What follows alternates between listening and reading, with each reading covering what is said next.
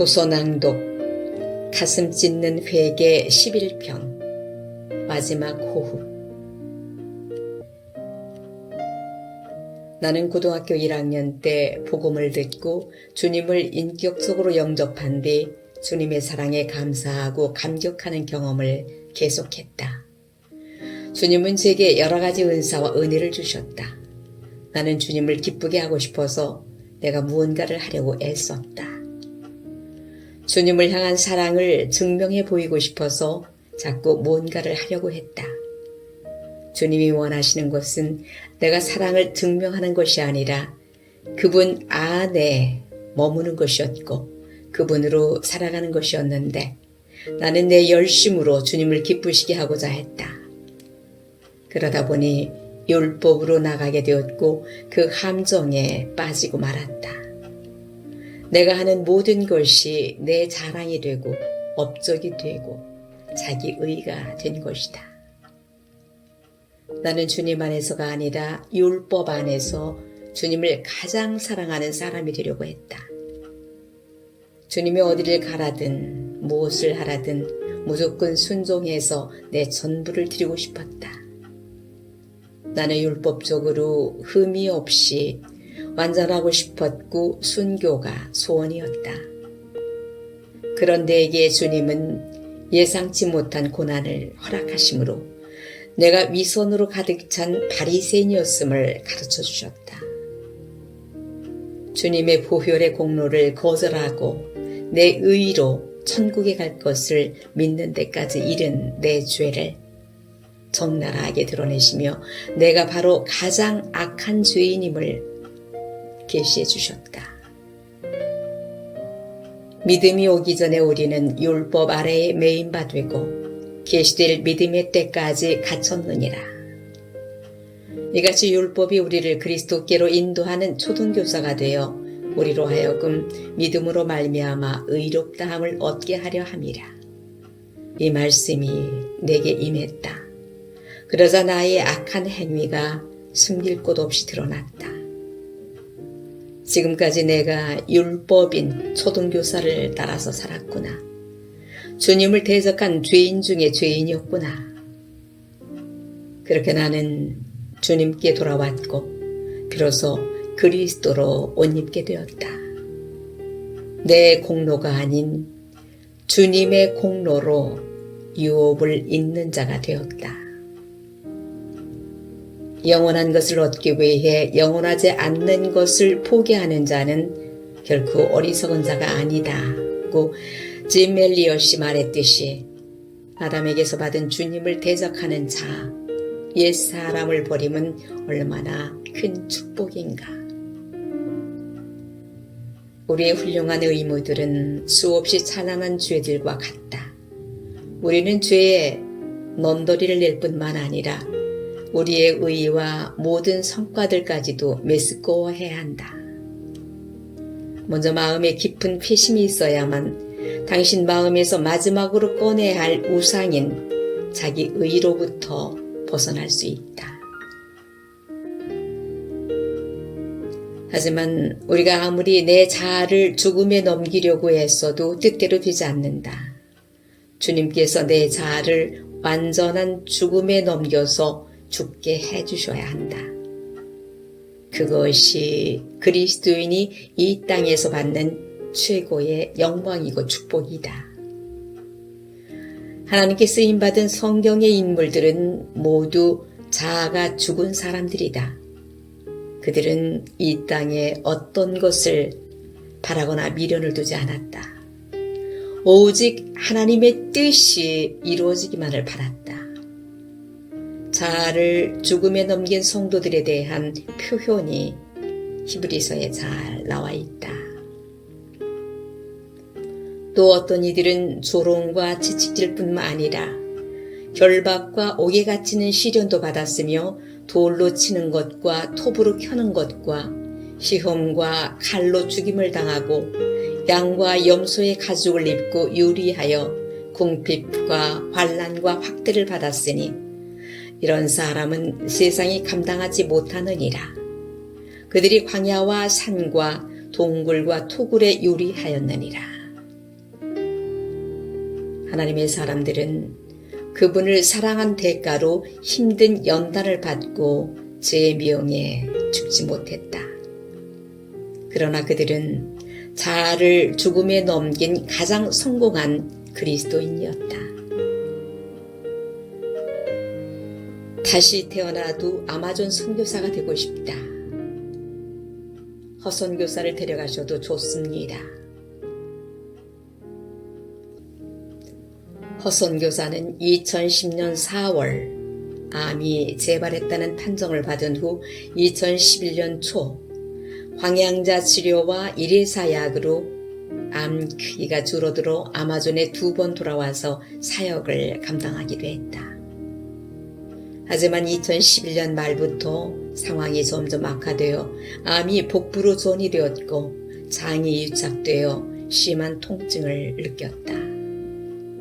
그리고 2013년 6월에는 복수가 찼다. 나는 허선교사를 잃을까 두려워 밤낮 주님, 허선교사를 살려주십시오 하고 떼쓰는 기도를 했다. 어느 날 이런 상황에서 주님은 내가 어떻게 하길 원하실까 궁금해졌고 나도 모르게 이런 고백을 했다. 주님, 허선교사를 데려가셔도 좋습니다. 그럼에도 불구하고 저는 주님을 사랑하겠습니다. 그러면서 통곡을 했다. 내가 원하지 않았던 기필코 거절했던 최악의 상황을 나는 받아들이고 있었다. 허선교사는 내가 유일하게 기댄 언덕이었다. 그런 그녀가 내 곁을 떠나는 일은 내 인생 전체가 무너지는 일 같았다. 그럼에도 나는 주님, 당신의 뜻을 이루소서라고 기도했다. 이 땅에서 내가 가장 소중하게 여기는 것을 포기함이 자신을 부인하는 것임을, 그것이 그분이 내게 원하는 것임을 깨달았다. 허선교사가 떠난 후 내가 했던 기도를 돌이켜보면서 야곱이 생각났다. 야복강에서 천사와 겨루며 그는 무엇라고 말했을까? 주님, 저는 지금까지 내 지혜로 살았습니다. 그러나 이제 살고 죽는 것을 주님께 의탁합니다. 주님, 당신의 뜻을 이루옵시옵소서. 인간 본성을 거스리는 야곱의 이 기도를 듣고 천사가 마침내 말했을 것이다. 내가 하나님과 및 사람들과 겨루어 이겼음이니라. 누가 하나님과 겨루어 이길 수 있겠는가? 아무도 없다. 그러나 하나님은 인간이 인간의 본성을 거절할 때 하나님과 및 사람들과 겨루어 이겼다고 인정해 주신다. 이때 우리에게서 인간 본성을 거스리겠다는 항복을 받아내는 이는 주님이시다. 주님이 우리 영혼을 위하여 이 모든 환경을 조성하시고 우리로 하여금 우리의 본성을 거스르게 하신다. 이것이 바로 하나님이 우리를 향한 최고의 사랑이고 자비이고 긍휼이고 은혜라고 믿는다. 나와 허선교사는 평생 십자가의 복음을 믿었고 선포했으며 그 복음대로 살고자 몸부림쳤다. 이에 예수께서 제자들에게 이르시되 누구든지 나를 따라오려거든 자기를 부인하고 자기 십자가를 지고 나를 따를 것이니라. 마태복음 16장 24절에 하신 말씀을 하나님 나라의 백성이 되고 영생을 얻으며 주님의 제자가 되는 조건으로 여기며 붙들었다. 자기 일을 부인한다는 것은 무엇인가? 나는 틀렸고 이기적이며 악하고 주님을 대적한다. 내 속에 선한 것이 없으니 내 생각도 내 주장도 부인되는 것이 마땅하다를 받아들이는 것이다. 십자가를 진다는 것은 무엇인가? 어제의 상황은 잊어버리고 오늘 내게 주어진 모든 환경을 가장 기쁘게 받아들이며 내일 일을 주님께 의탁하는 것이다. 이런 믿음을 가졌기에 우리는 아마존이 주는 고통과 고난을 오히려 자아를 죽이는 기회라 여기며 기뻐하고 즐거워할 수 있었다. 언제부터 이런 믿음을 가졌는가? 우리 부부가 주님을 인격적으로 만난 20세 초반부터다. 허선 교사의 영적 아버지라 불릴 수 있는 동교동 교회 음동성 원로 목사님의 영향으로 시작되었다고 믿는다.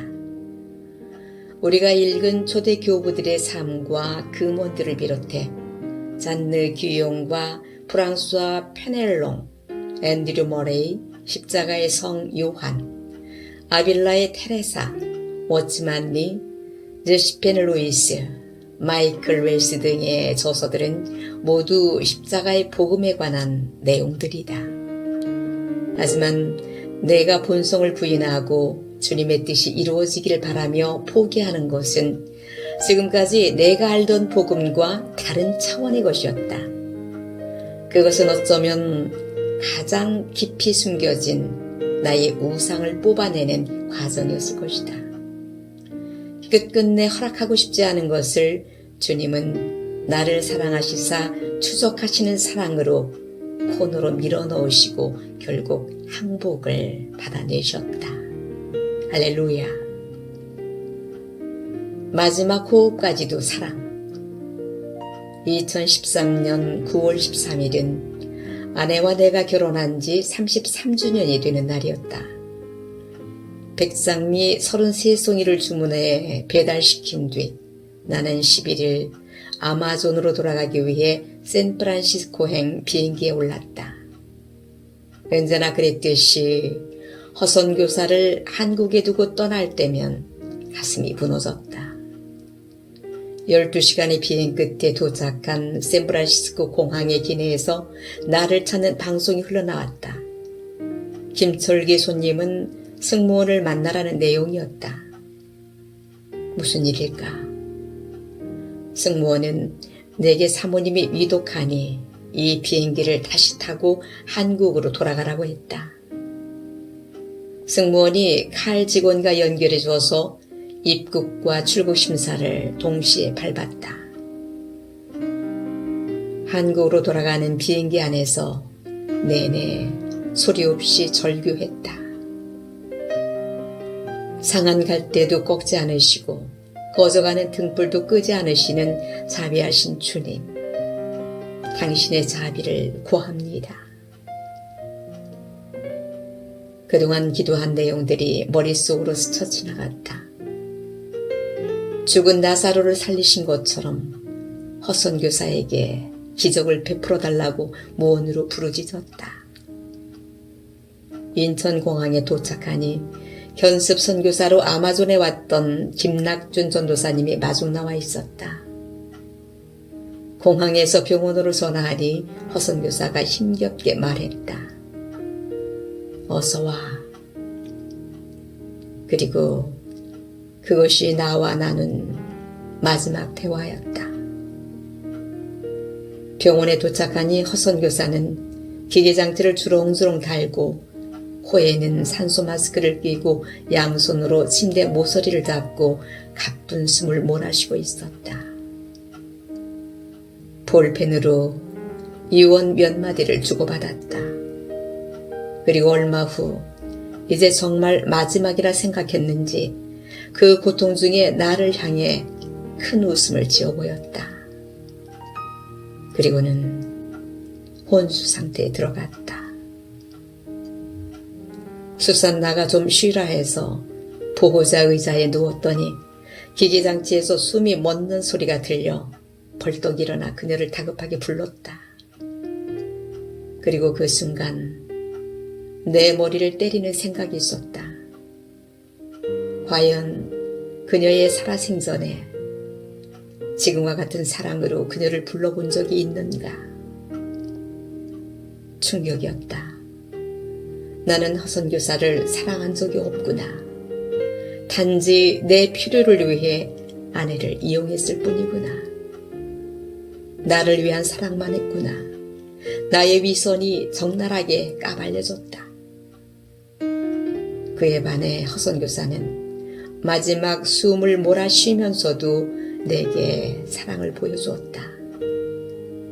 그녀는 그대로 그리스도의 향기였다. 허선교사의 죽음은 하늘 꼭대기에 있던 내가 낭떠러지 아래로 떨어지는 충격이었다.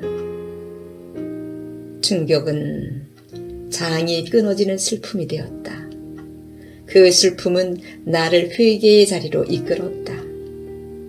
회개의 자리는 내 인생 전체가 사기였음을 드러내는 자리였다. 나는 극심한 혼란에 빠졌다.